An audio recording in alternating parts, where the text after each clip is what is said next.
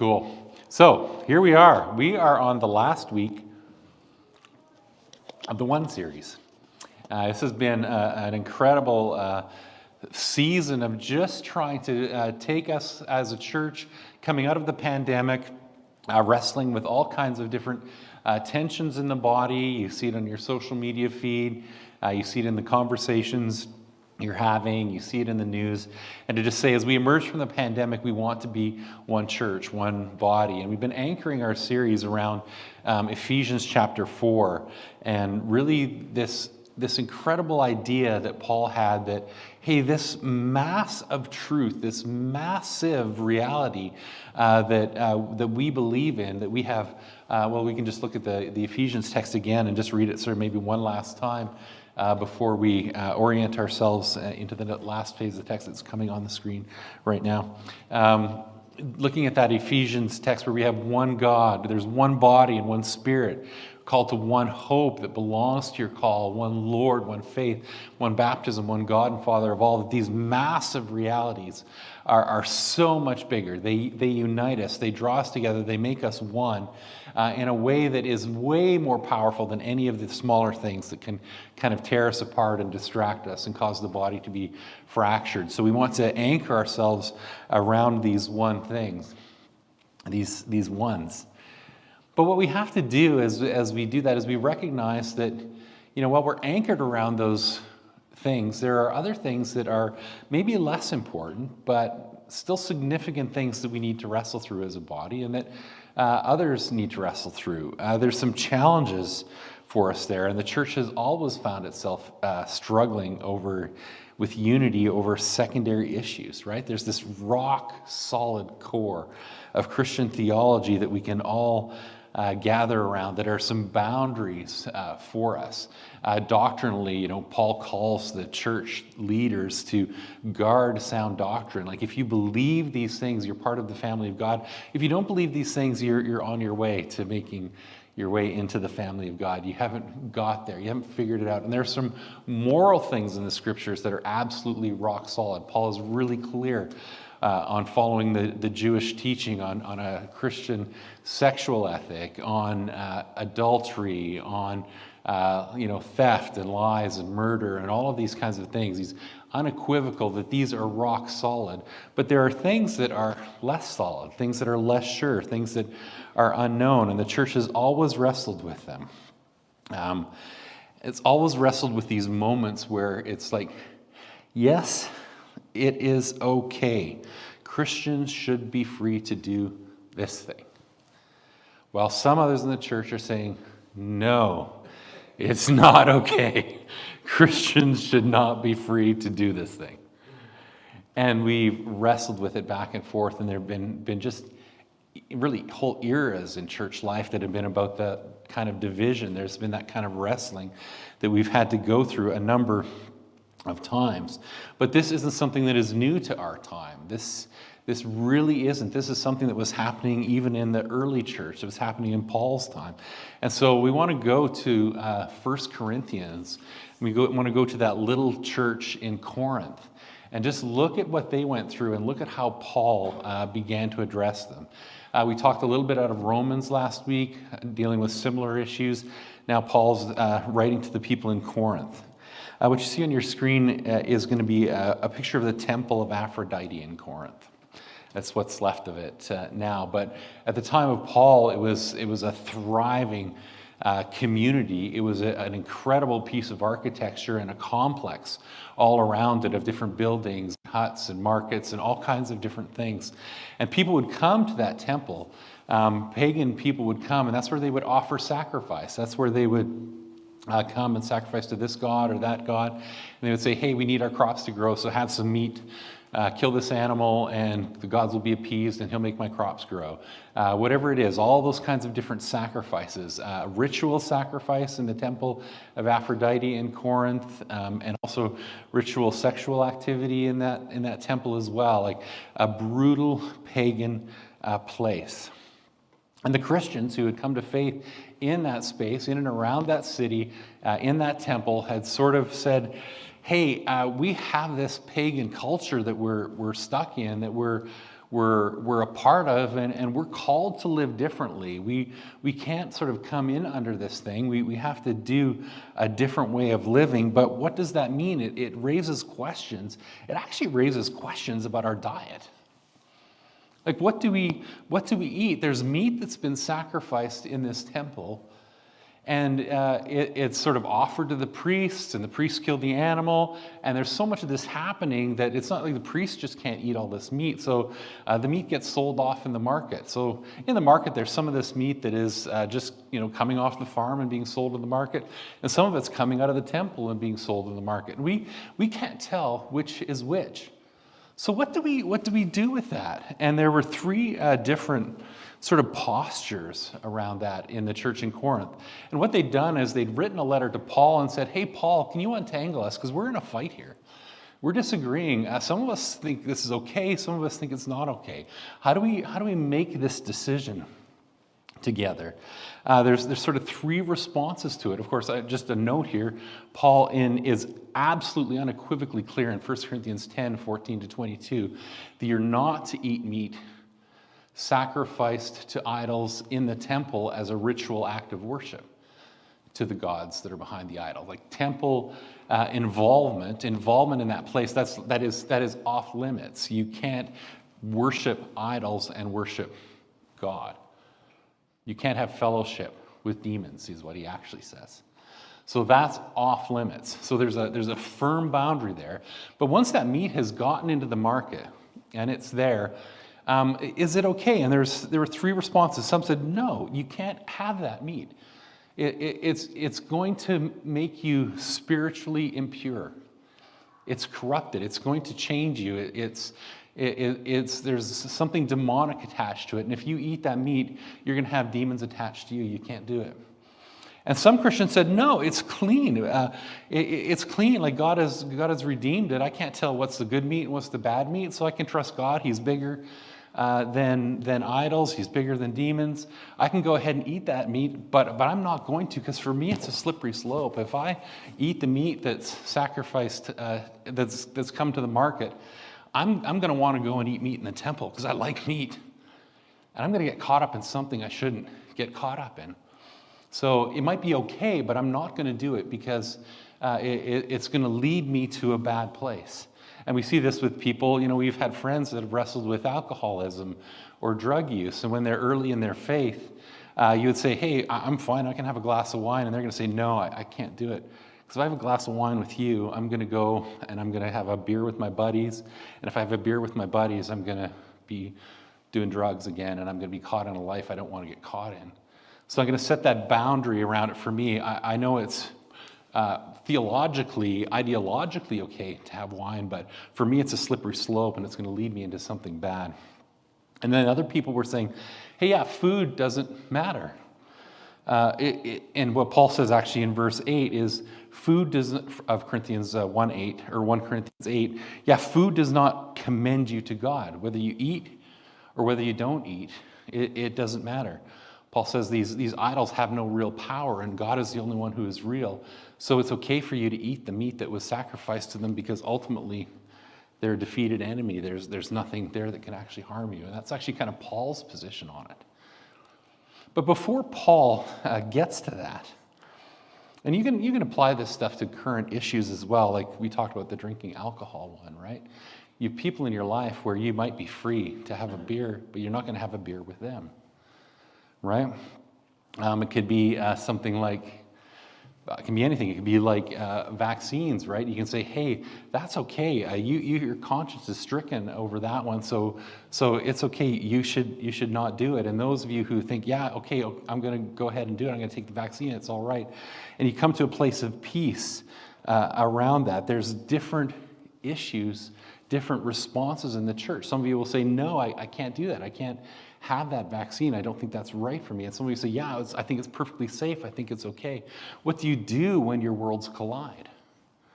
What do you do when your worlds collide? And Paul sort of states his position in verse 4 to 6 about this. He says, yeah, okay, it's okay, have the meat, but I want you to think about something in a different way. And if we back up to verse 1 and 3, before Paul ever states his position, before he ever says what he feels about his own freedom or what he thinks about meat sacrificed to idols, he addresses our posture towards our knowledge about these things. And I think this is just absolutely fascinating. He addresses our knowledge because we have a sense of knowing. Let's read the text. 1 Corinthians 8. Now, concerning food offered to idols, we know that all of us possess knowledge. This knowledge puffs up, but love builds up. If anyone imagines that he knows something, he does not yet know as he ought to know. But if anyone loves God, he is known by God. Paul wants to address our sense of knowing. What he's saying here is, let's adjust our posture around this confidence that we have that we know the right answer in this given situation. Let's just adjust that posture because we actually think we know. Many of us on different issues that the church has struggled with, we know. We've done the research. We've looked it up. We've read some blogs. We've seen it on YouTube. We've read some studies.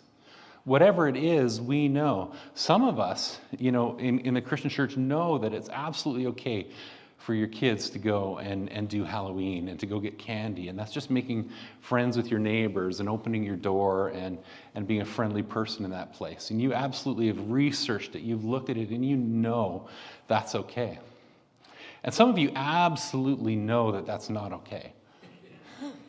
You've researched it, you've looked at it, and you've said, there's pagan activity behind this. My kids can't participate in this thing that may possibly be a demonic thing. You've looked it up, you've researched, you know. Some of you absolutely know that if we'd navigated the pandemic with a prime minister other than Justin Trudeau, if we'd navigated the pandemic with a conservative government, it would have resulted in disaster. It would have been oblivious to the needs of people. Help wouldn't have gotten where it needed to go, and Canadians would have suffered so much more if we hadn't had a strong prime minister like Justin Trudeau with sort of a liberal outlook. We would be in a disaster. It would be terrible for Canada. Some of you know that because you've done the research. You understand who he is. You know where that goes. And some of you absolutely know that Justin Trudeau, #Antichrist, is the worst prime minister that we have ever had. And you know it. You absolutely know it because you've researched it, you've looked into it, you understood him, you understand the connection to the World Economic Fund and all of these other theories that are behind it. And you've researched it, you looked at it, you're passionate about it, you know. You absolutely know. And some of you know that it's okay for vaccines to be given to your children. You know it's safe. You've seen the studies and your kids have looked at it. And your kids have turned out kind of okay with a few little quirks. And you've seen the studies. You trust the health professionals, you know. And some of you know that vaccines are absolutely not okay for children. You've studied it, you've researched it. You've read different studies. You know. You know. We know. And what Paul is saying here, and we want to go back to our, oh yeah, sorry, no, that's the right slide.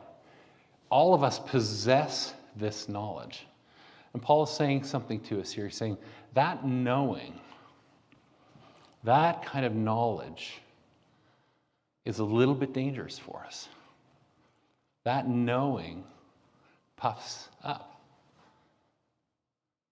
On whatever side of whatever issue, that confident knowing puffs up. Don't you feel a little bit more secure and a little bit more happy when you've really landed on the answer? And you know? You feel more secure in your relationships with others. You feel more secure as a person. You feel more together. You feel more like you're on solid ground. And what Paul does with that little play on words, knowledge puffs up, but love builds up. That puff up is kind of actually means blows up. Puff is a gentle word, but knowledge blows you up.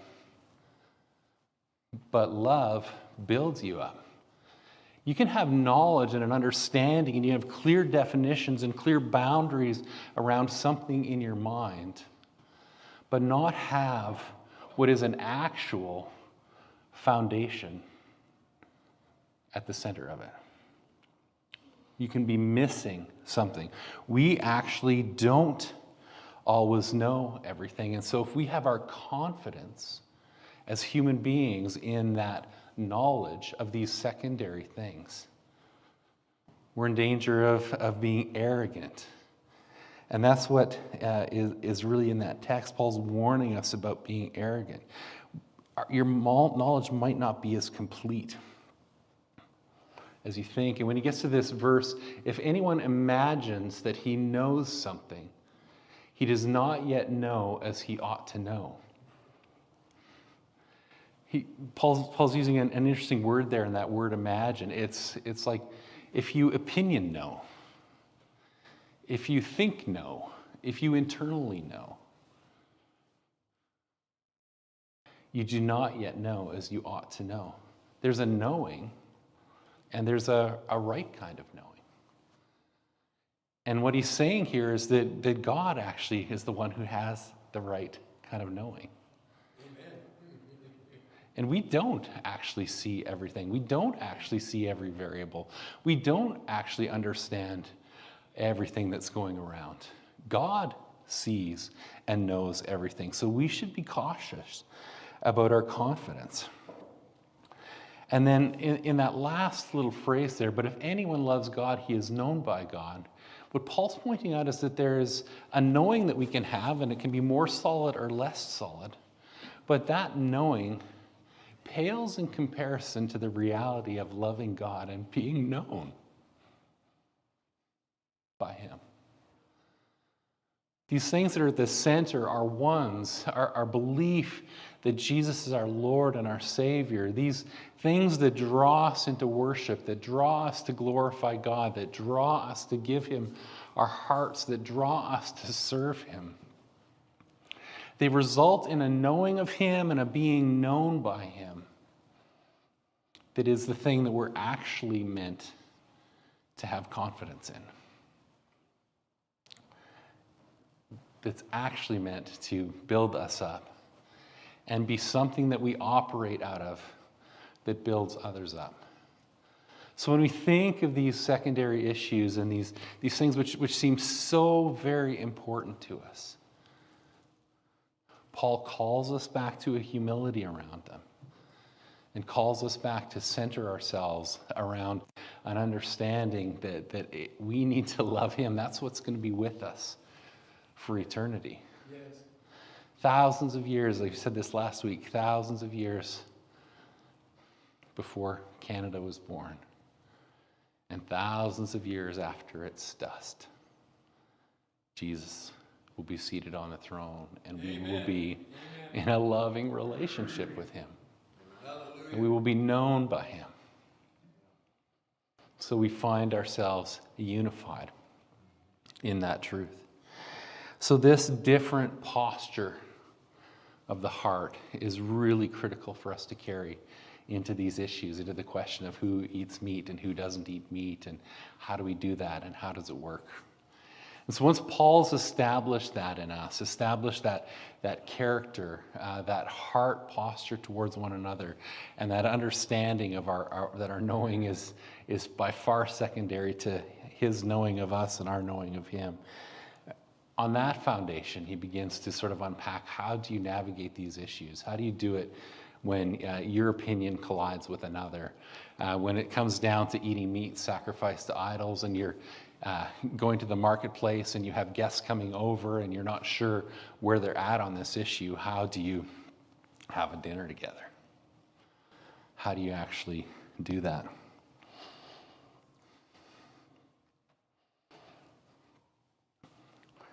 1 Corinthians 8, 7-9 reads like this. However, not all possess this knowledge, but some, this is Paul's knowledge about knowledge, but some through former association with idols eat food as really offered to an idol, and their conscience being weak is defiled. Now, food will not commend us to God. We are no worse off if we do not eat, and no better off if we do. Remember, Jesus sort of spoke about this in his ministry. It's not what comes into your mouth that makes you unclean. It's what comes out of your mouth, right? But take care that this right of yours does not somehow become a stumbling block to the weak. So based on your knowledge, based on your understanding, and Paul, he's fairly confident that, God is bigger than idols, and this is all going to be okay. But he says, hey, I'm confident in that. I have a right to eat whatever meat I want. I think it's okay. It doesn't matter if I do or if I don't. It's okay. I can go ahead and do this. And you can go ahead and do this too. But you need to be careful that your right, and we talk a lot about our rights, to consume this doesn't interfere with the weak, doesn't become a stumbling block to the weak. And Paul goes on later to talk about those with a strong conscience and those with a weak conscience. And I want to just take a second to unpack what he means when he says weak here. When we think, from our sort of modern North American perspective, when we think of strong and weak, we're thinking quantitatively. Strong is good, weak is bad. And so if you read it through that lens, you're like, Paul kind of wants you to have, having a weak conscience. How do we talk about that? What does it mean to have a weak conscience? Paul doesn't want you to have a weak conscience. He wants you to have a sensitive conscience. He wants you to have a strong conscience. He doesn't want to sort of accommodate this idea of a weaker conscience. He wants us to have kind of a sensitivity to sin, right? We see that in his other writings, so that we're saying, if something is truly evil and something is truly wrong, I want my conscience to be pricked by it. I want to notice it. I want to feel it. I want that to hit me in the gut so that I don't behave in that certain way. But with his Hebrew mind, what he's talking about is a quality of conscience and a maturity of conscience. He's talking about, how does it work? How does your conscience actually work? And with younger brothers in the faith, who he's talking about in this context, might be like, oh man, I really can't eat that meat that's going to possibly have been sacrificed to idols.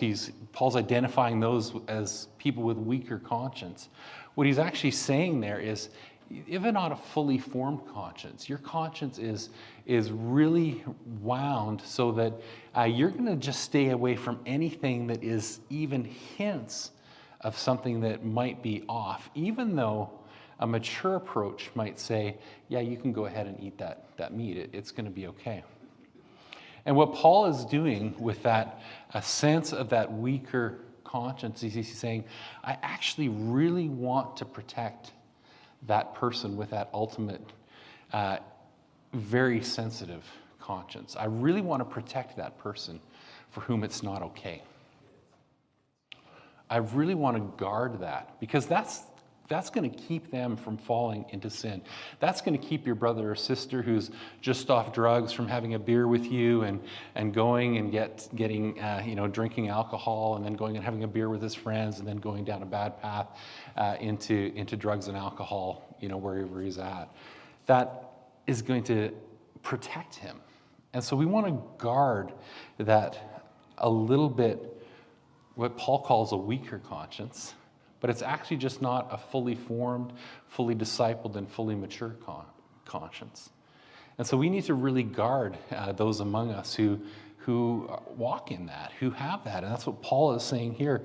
And he even goes so far in 1 Corinthians 8:12, he says, thus sinning against your brothers and wounding their conscience when it's immature or unformed, when it's weak, you actually sin against Christ. So this is something for us to take really seriously. For those of us who are free in given situations and we feel like we're free. If we can actually sin against someone else's conscience. Doesn't that make you quake in your boots just a little bit? We're guided by our own conscience. We're guided by our own understanding of what's right, and we want to be free to maneuver in that. But what Paul is saying, hey, hold on, you can actually sin against someone else's conscience. You can actually sin against them, and actually when you do that, you're actually sinning against Christ. So Paul is taking our freedom and taking our rights, and he's making them absolutely subservient to the needs of other people in community. That flies in the face of our understanding of independence and freedom, doesn't it? But depending on where you're at and on an issue, what you feel about it and how you want to act on it, you don't just look at your own sense of freedom and what you think about it to decide what to do. You look at the brothers and sisters around you and ask yourself, what do they need you to do? How do they need you to behave? And Paul applies this to himself. We're just continuing to plow through 1 Corinthians 8 through 10. But in chapter 9 through 18, Paul actually takes these 18 verses and waxes eloquent on his freedoms, on why he's free, why he has rights. He's talking about his rights as an apostle. He can absolutely, because he's appointed by God, because he has this understanding of his freedom, he understands God is big, he understands that demons are small, he understands that idols are just idols, and so I'm absolutely free to go ahead and eat meat anywhere I want. I'm totally free. It's my right as apostle. I have that. And in verse 19, he says this, "For although I am free from all, I've made myself a servant to all." And that word is actually really clear in the Greek. It's actually slave. I am a slave to all, that I might win more of them. To the Jews I became a Jew, and he unpacks that for a couple verses. To those outside the law, I became as one outside the law. He unpacks that. And then he comes back to the question of the weak, those with the weaker conscience that he was talking about in chapter 8. To the weak I became weak, that I might win the weak.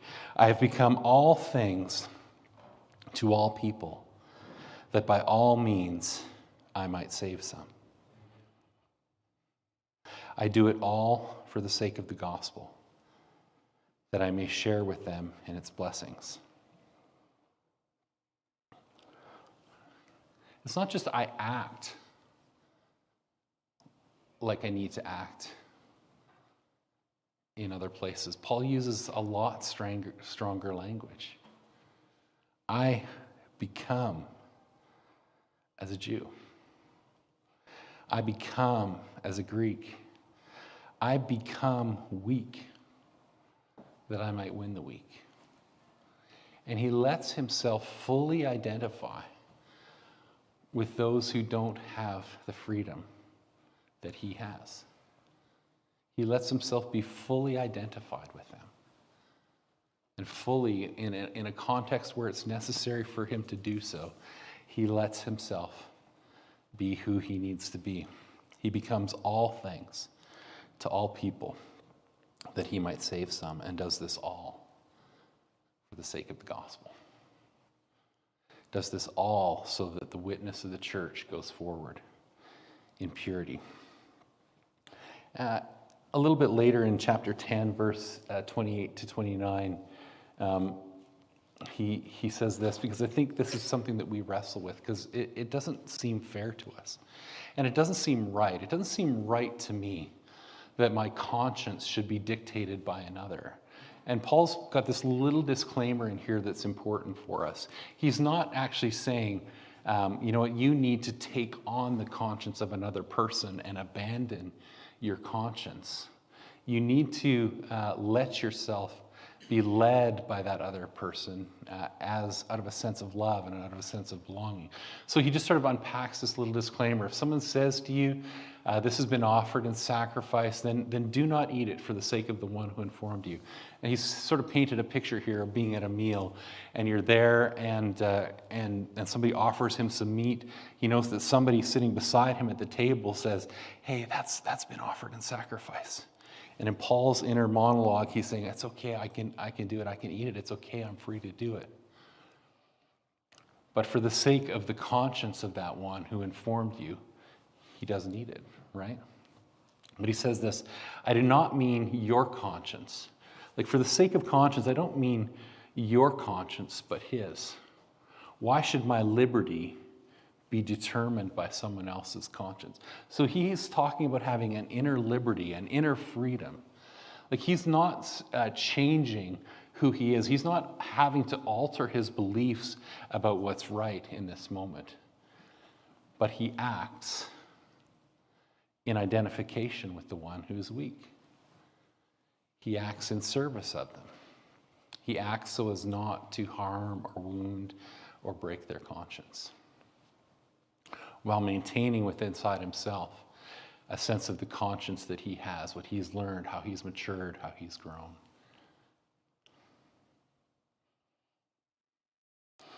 And that's, I think, just a really important posture for us. You can be who you are in your relationship to God. You can sort of work these things out with him. You can pray through an issue, and you can hold on to it, and you can know what God has called you to, and you can know where you're free, and you can be absolutely confident in that and anchored in that. Once you've gone through that posture of humility question.